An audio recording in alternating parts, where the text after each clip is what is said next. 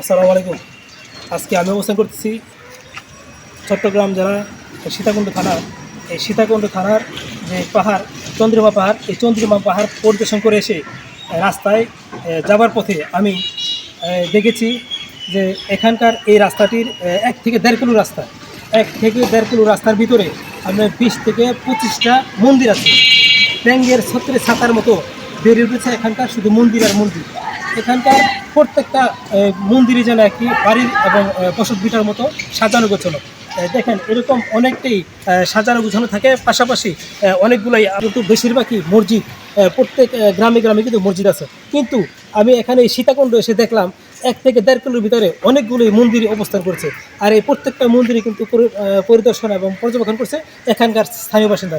আসলে আমি এখানকার জেনে দেখেছি যে এই মন্দিরগুলি ছত্রে ব্যাঙের ছাতার মতো গড়ে ওঠার একটাই কারণ যে তারা মন্দিরকে অনেক ভালোবাসে, মন্দিরের প্রতি তাদের শ্রদ্ধা আছে।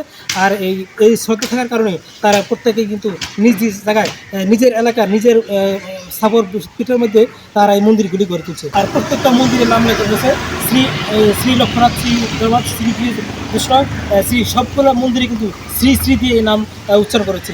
আসলে এই সমস্ত মন্দিরে যারা শ্রী শ্রী দিয়ে যারা নাম করেছিল, আমি জানতে পেরেছি তারা এই শ্রী শ্রীর উপর তারা অনেক ভক্ত, এবং এই শ্রী শ্রী নাম দিয়ে তাদের কিন্তু এই মন্দিরের উপর নামকরণ করা হয়। এই সীতাকুণ্ডের চন্দ্রিমা পাহাড় পরিবেশে সকল সুস্বাস্থ্য কামনা করে আজকের মতো এখানে বিদায় নিচ্ছি। আসসালামু আলাইকুম।